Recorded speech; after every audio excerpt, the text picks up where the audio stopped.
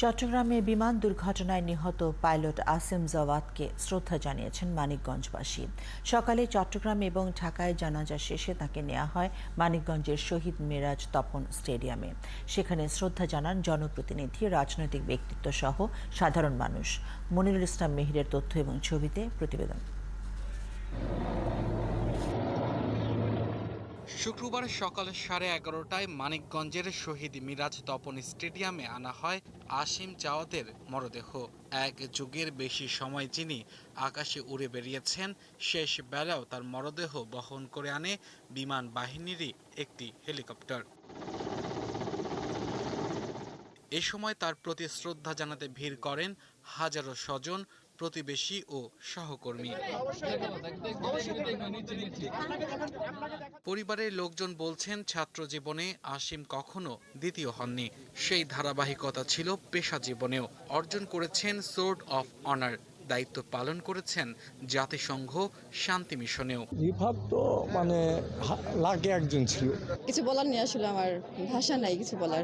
আসিমকে চিরবিদায় জানাতে এসেছিলেন জনপ্রতিনিধি সহ বিমানের বিভিন্ন পর্যায়ের কর্মকর্তারা। সহকর্মীরা বলছেন, বড় ধরনের ক্ষতি এড়াতে নিজেদের জীবন বিপন্নের শঙ্কার কথা জেনেও ঘনবসতিপূর্ণ এলাকা থেকে বিমানটিকে জনবিরল এলাকায় নিয়ে যান সাহসী দুই পাইলট। এতে অনেক বড় ধরনের ক্ষতির হাত থেকে বহু মানুষের জীবন রক্ষা করলেও নিজের প্রাণ বাঁচাতে পারেননি আসিম। কোনো লোকালয়ে যেন এটি ক্র্যাশ না করে, সেজন্য নিজের জীবনের ঝুঁকি নিয়েই উনি সে চেষ্টাটা করছিলেন। রিফাতকে হারিয়ে মানিকগঞ্জবাসী শুধু নয়, বাংলাদেশে একটা অপূরণীয় ক্ষতি হয়েছে। আল্লাহ ওকে বেহেশত নসিব করুক। আপনারা সবাই ওর জন্য দোয়া করবেন। আসিমের জন্ম 1992 সালের 20 মার্চ। 2007 সালে তিনি সাভার ক্যান্টনমেন্ট পাবলিক স্কুল থেকে এসএসসি এবং 2009 সালে সাভার ক্যান্টনমেন্ট পাবলিক কলেজ থেকে এইচএসসি শেষ করেন। 2010 সালের 10 জানুয়ারি তিনি যোগ দেন বাংলাদেশ বিমান বাহিনীতে। আব্দুল আল মামুন, 71। এদিকে চট্টগ্রামের পতেঙ্গায় প্রশিক্ষণ যুদ্ধ বিমান বিধ্বস্তের ঘটনায় নিহত স্কোয়াড্রন লিডার আসিম জাওয়াদকে মানিকগঞ্জের শহীদ মিরাজ তপন স্টেডিয়ামে নেওয়া হয়েছে। সেখানে শ্রদ্ধা শেষে বা জুম্মা অনুষ্ঠিত হবে জানাজা। এরপর সেওতা কবরস্থানে তাকে দাফন করা হবে। সেখানে আছেন সহকর্মী মনিরুল ইসলাম মেহির। আমরা সরাসরি চলে যাচ্ছি মেহিরের কাছে। মেহির, আসিম জাওয়াদকে শেষ শ্রদ্ধা জানাতে কারা কারা উপস্থিত হয়েছেন জানাবেন, এবং স্বজনদের কি অবস্থা?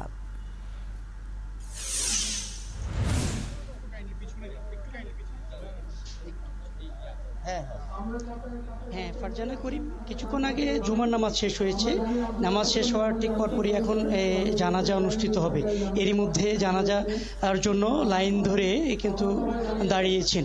এখানে জানাজা ঠিক আগে দিয়ে বিভিন্ন শ্রেণী পেশার মানুষ এবং বিভিন্ন বিমান বাহিনী সহ বিভিন্ন প্রশাসন কর্মকর্তা যারা আছেন তারা কিন্তু এখানে ফুল দিয়ে শ্রদ্ধা জানাবেন।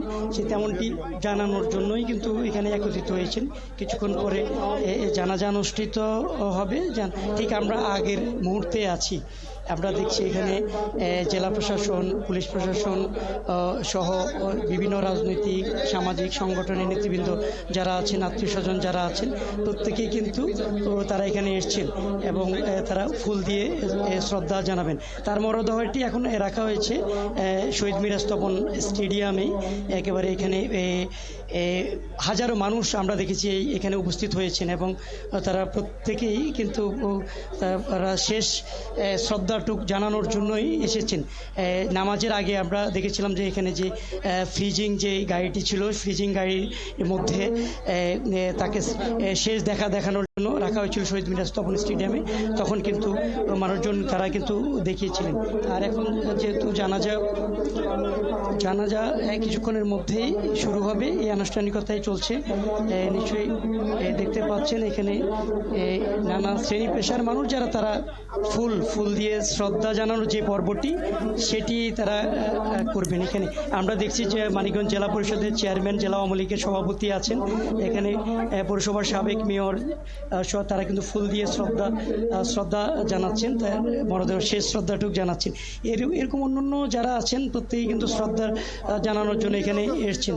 আর এখানে মানুষজনও কিন্তু আসছে, এখানে অনেকে আসছে, বিমান বাহিনীর বিভিন্ন পর্যায়ের কর্মকর্তারা কিন্তু এখানে এসেছেন, তারাও এই জানাজায় শরীক হয়েছেন। আর এর বাইরে আমরা দেখছি যে স্বজন যারা আছেন তারাও কিন্তু আছেন, নারীরা যারা আছেন তারাও কিন্তু পাশে অপেক্ষা করছেন। আসলে রিফাত তো মানিকগঞ্জের একটা গর্ব, শুধু মানিকগঞ্জের নয়, প্রত্যেকে বলছেন যে সে বাংলাদেশেরই একটা গর্ব, দেশের জন্যই আসলে সে প্রাণ দিয়েছিলেন। যে মেধাসম্পন্ন যে পাইলট, এটিকে হারায় তারা একেবারে মোহমান। তো আমরা এখানে দেখছি যে হাজারো মানুষ কিন্তু এখানে একত্রিত হয়েছে শহীদ মিরাজ তপন স্টেডিয়ামে। এখানে জানাজা শেষে তার মরদেহ নিয়ে যাওয়া হবে সেওতা কবরস্থানে। সেখানে পারিবারিকভাবে তার যে দাদার কবর আছে, সেই দাদার কবরের উপরেই তাকে মূলত কবরস্থ করা হবে, তেমনটি এখানে পরিবারের পক্ষ থেকে জানানো হয়েছে। মিহির, আপনাকে অসংখ্য ধন্যবাদ আমাদের সঙ্গে যুক্ত হবার জন্য। আমরা আসিমের আত্মার মাগফিরাত কামনা করছি।